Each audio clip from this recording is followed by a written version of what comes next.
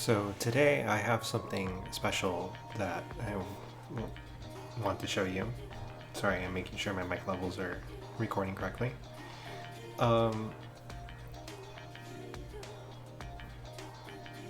Basically, it's inside here. I've been testing the limit of what I could fit in my backpack recently since I'll be going to Anime Expo. This is a cracked Nitro Deck. It's a controller for the Nintendo Switch. It acts as a dock. I don't want to bring my dock to Anime Expo, so this is the next best thing. So I decided to test out this controller a little bit, see what it can do.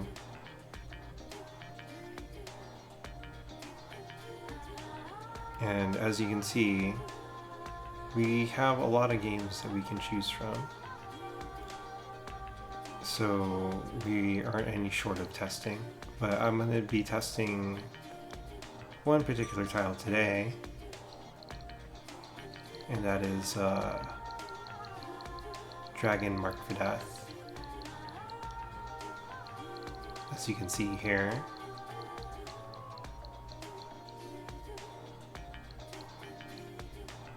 start it up. The reason being is that this controller has some side buttons and back buttons that allow for macros, and this is the only game that I know that has a complicated spell system with which you may have remembered the review that I made a couple of years back for Dragon Marked for Death, in which I said which had an extra layer of difficulty. So we'll just get into it. First things first though, I need to set up the back buttons and the sidekick buttons manually, since I have them off currently. Now the reason why I have them off is quite obvious. It's really easy for medium hands like mine. As you can see, they're not too big, they're not too small, they're just medium. It's very hard to not hit the button without cupping your hands. I don't know if this is normal for most people. It seems to be affecting me just a bit. It only affects the top buttons, not the bottom ones. The bottom ones I need to apply pressure. If I clench my fingers, which you'll see later, you'll see that it's very difficult to not activate something on accident. So here we are in Dragon Marked for Death.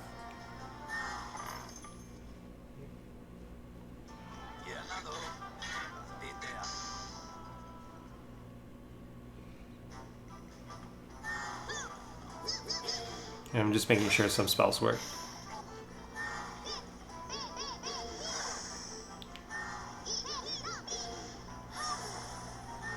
As you can tell, the sidekick buttons maintain their macros, but the back buttons lose them if I turn off the system, or turn them off on the system and turn them back on. I'm just testing out the condensing spells.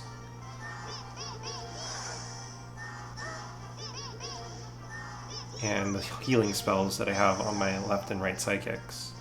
Condensing is like a stronger version of the normal spell.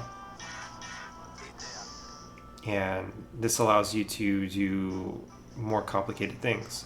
However, it can be kind of daunting to remember the spell order, and so that's why I decided to assign it to the macro. I'm a lot faster though than the macro itself, and you'll see why later. Here you can see me setting up the macros, which takes quite a while due to one particular problem, and that is the buttons do not activate while you are trying to record the macro. And this makes it difficult to remember the macro, or the macro order, or even be assured that you're doing things right.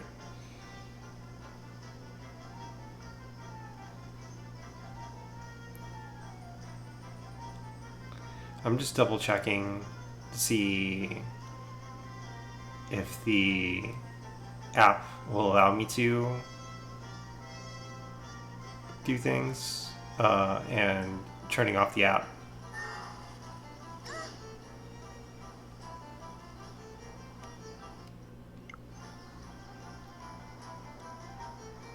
As you can tell, the program button is a little hard to hit in the back and hard to remember that's even there.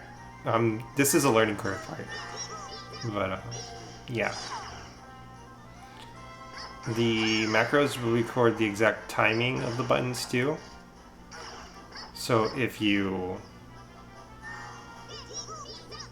forget to do something and then put in the spell late, it'll show it late, which is really bad on, you know, timing, since piety depends on spell time.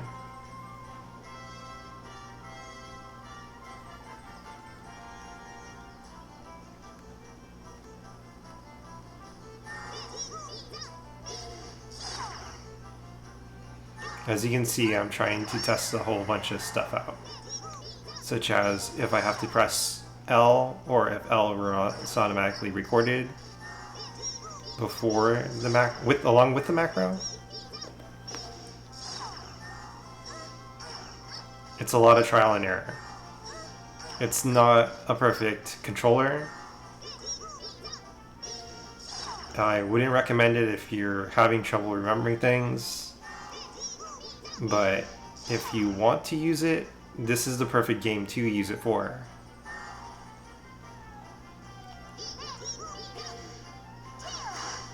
There's the, I believe that's homing.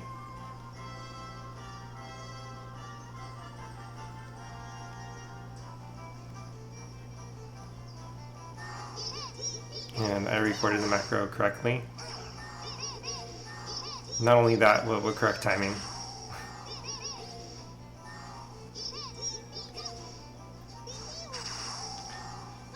Piety is kind of like a time limit for your macro input.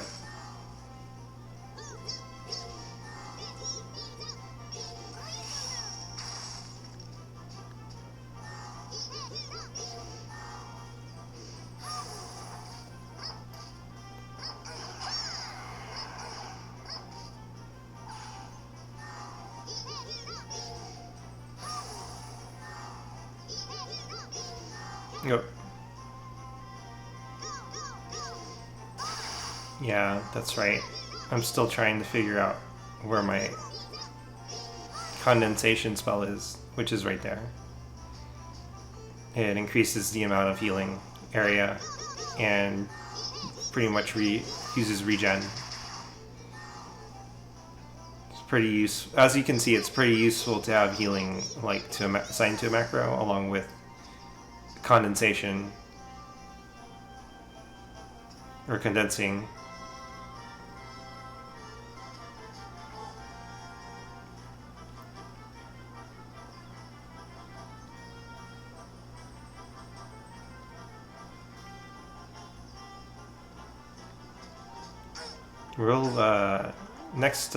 Next thing I did was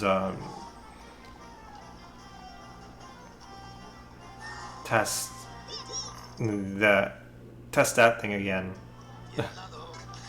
With that, the spells activating actually puts me into the house, or that does the missions. That's a normal thing. I didn't know it could do that.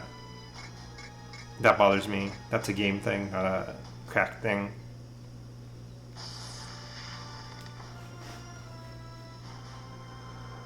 Anyways, we're doing a quest to see how well this works.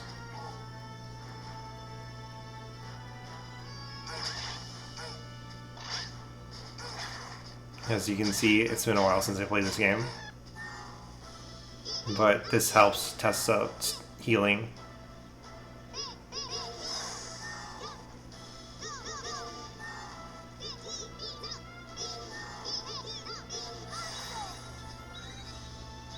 You can probably hear the vibration of the motors.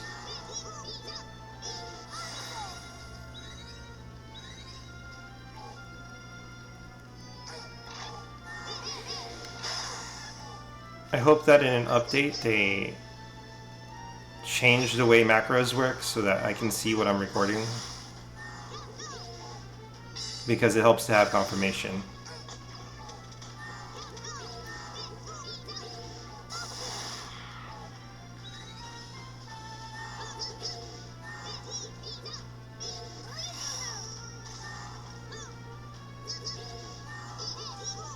I'm also trying to remember what my macros do. Getting used to this is also a learning curve. I'm not expected to do this immediately. So, button pattern inputs are very important for controlling which. As you can tell, I gotta press a sequence of buttons for each spell. Each monster has an element that they're weak against, or resistant to. And that's what is also kind of the problem right now. Which is why I chose such an easy quest to begin with. I also noticed that the digital triggers, well, analog triggers, sorry, are very easily hit. That might cause some problems for you down the long run.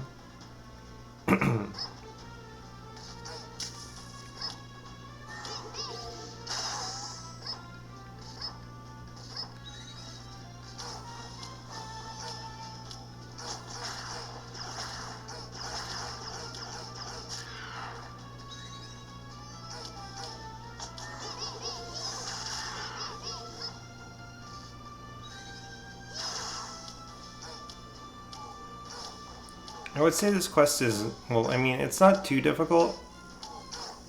It seems fairly straightforward, but there are some segments that can be bothersome.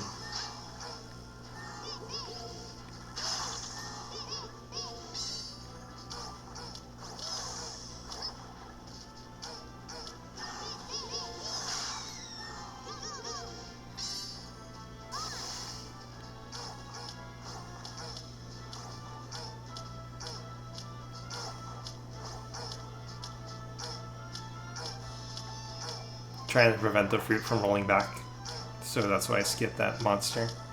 Ooh.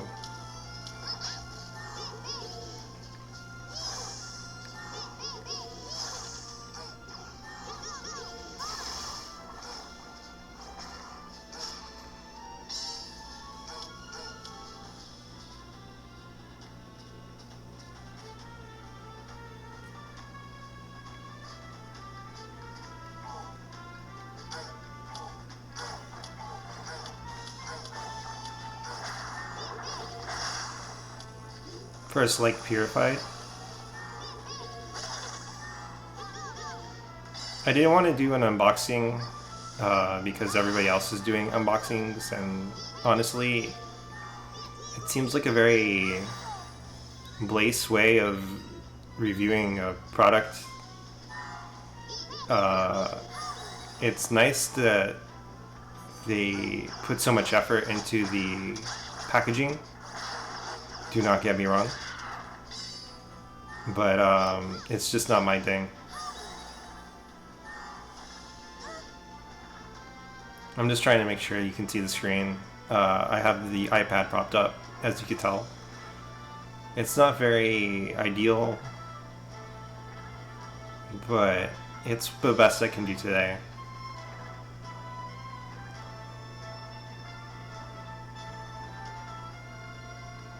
I forgot what spell macro I was healing. Oh yeah, I'm trying to do healing without the L.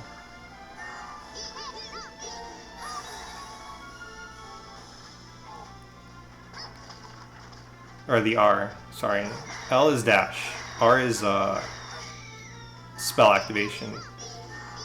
So you press R, you input the button code, and then you get a spell. Blech.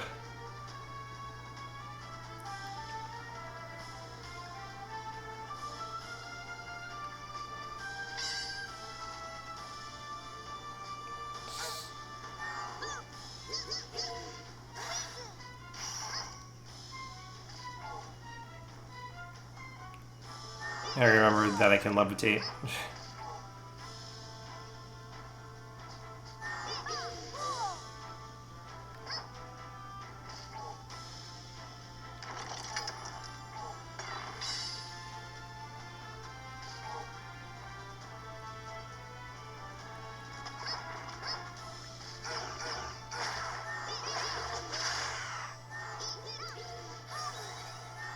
As you can see here, I stopped using the macro for a bit because my hand is a lot quicker than what I assigned for the macro.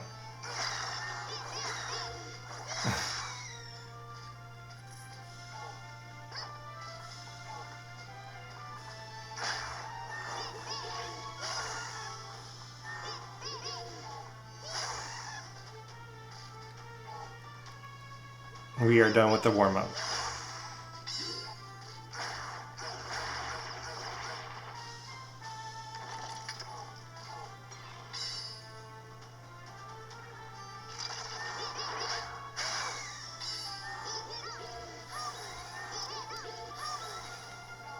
The fact that the buttons are so closely spaced together is both a blessing and a curse.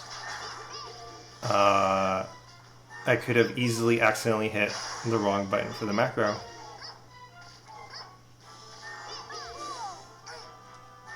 As you can tell, probably I have hitchhiker's thumb, so sometimes I don't even move my thumb unless I really need the position of Y and A.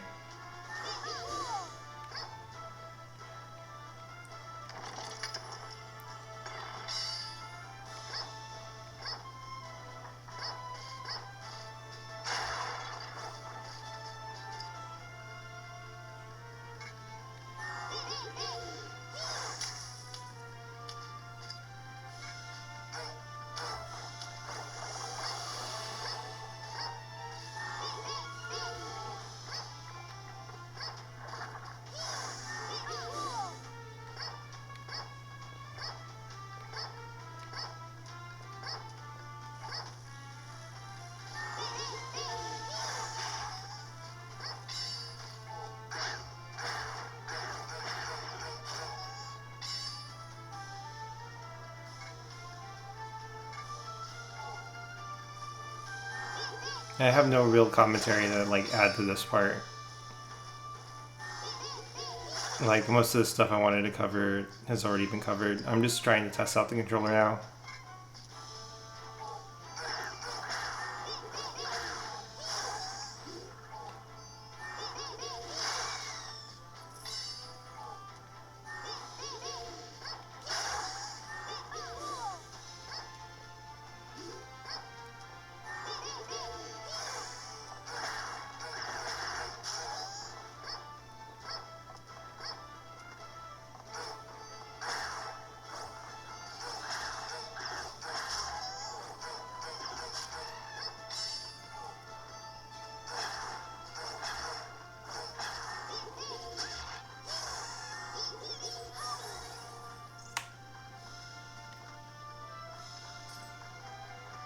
This is me figuring out that the ZR button is what's triggering the chat dialogue again, because I never use it.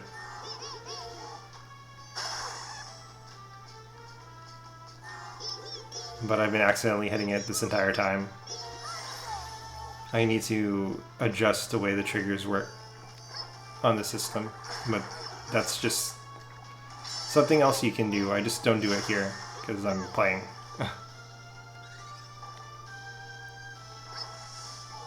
You can really pretty much do it on the fly if you wanted to.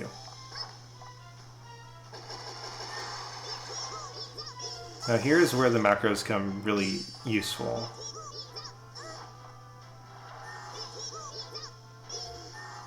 I just gotta remember which one's homing.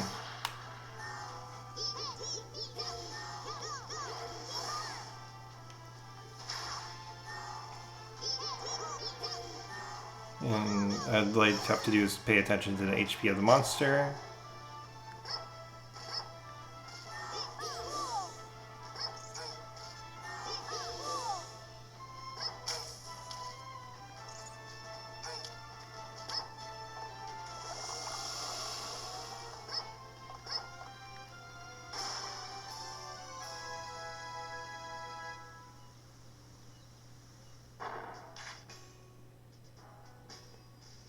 We got a rare accessory.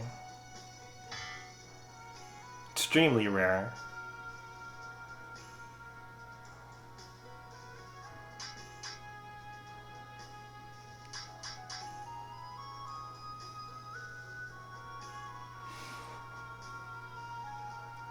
Which is unusual for a easy quest.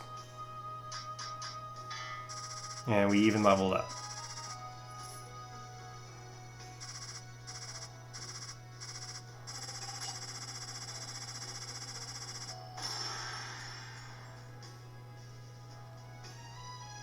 I'm just gonna add my stat.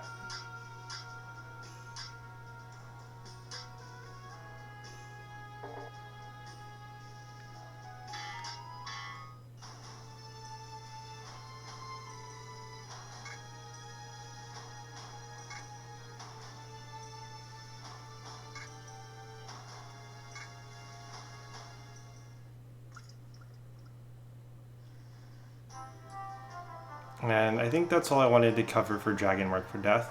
You could pretty much imagine that this scenario would probably be used for other games. You can also use it for Pokemon.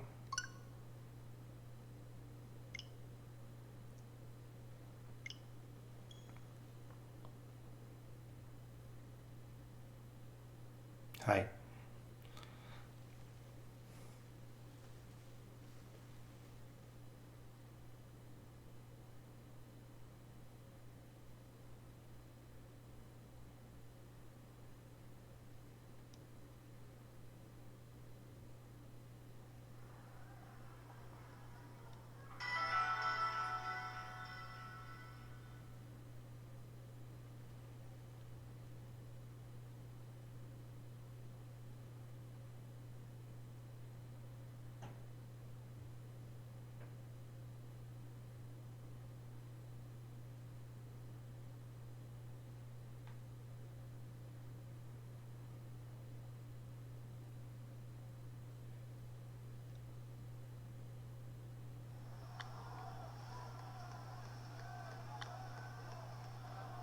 So we're just going to test the one more thing.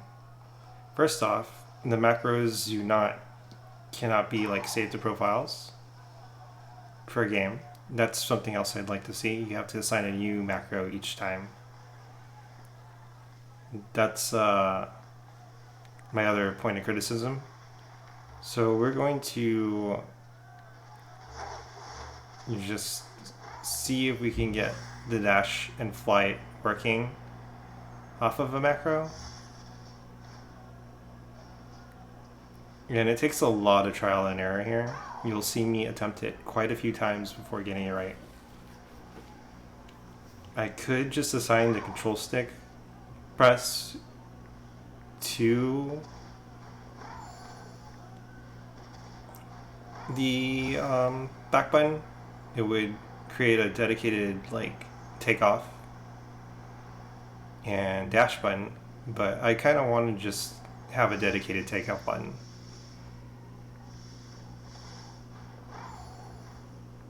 The only problem is that one, I need quite a good like landing strip or takeoff strip.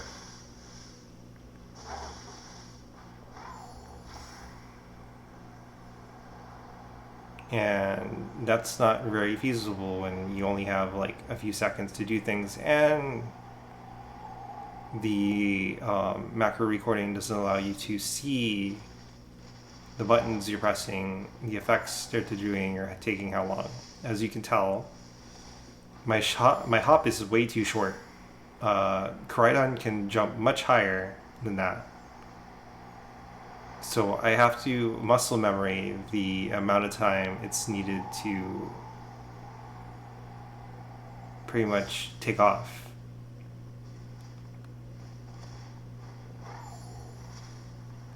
I got more of a leeway downhill or off a cliff, but nothing like that over uphill.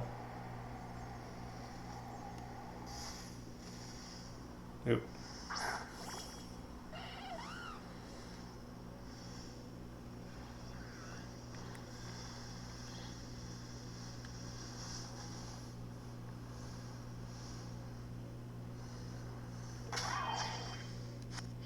So we're just going to take a few attempts.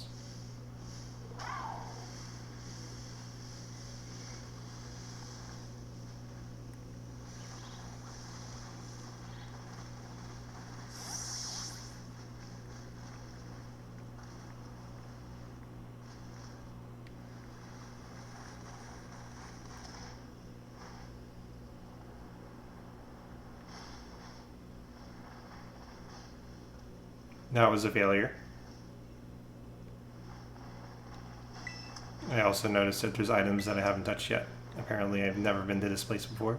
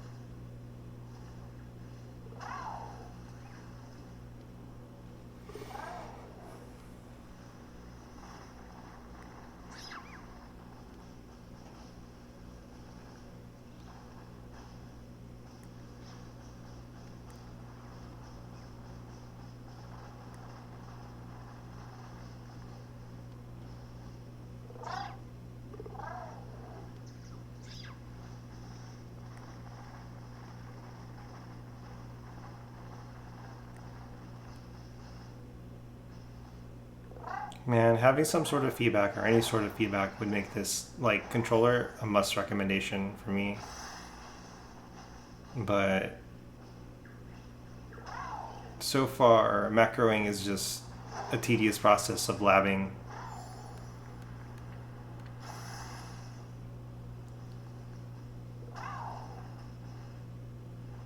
It is definitely a good controller, and if you can look past this fault, it's actually pretty comfortable. It's probably better suited for bigger hands than mine, but the fact that it can work as a dock, and in my case, my Joy-Con slot on the left side is broken, so the Joy-Con comes really loose. This cradle actually prevents that from happening, so I actually appreciate it a lot more than the Joy-Con for that reason. However, if I could, I would probably keep the Joy-Con if that wasn't the case. Still, this system can act as a dock, and that's like its strongest suit. So if you have one of the following problems, you have a game with macros that you need to get by, you need a portable dock for your Nintendo Switch, and you do not feel like taking your dock with you, or if you need a controller because you have bigger hands, or if your Joy-Con slot is broken. Did I mention that? You'll probably want to pick the cracked Nitro Deck up. It's a recommendation on my list for that reason, and those reasons alone. Otherwise, you do not need to actually spend your money for it. It's pretty nice. It's got some pretty nice looking shells. If you like the shells, they are top notch. If you're the type of person that really needs a cradle instead of Joy-Con grips for some reason or whatever, this is actually my recommendation. So yeah, I can't think of anything else to say about it. Like, I don't want to like knock it down because it's not a bad controller. It feels pretty comfortable in the hands. But there are some downsides and there are some upsides, and that's going to depend on whether or not this is for you. And if you like the symmetrical stick layout, personally, it's not a deal breaker for me. I can deal with any controller layout and do just fine. You will greatly appreciate this compared to the other version. Thank you for your time, and I hope you have a nice day. Bye.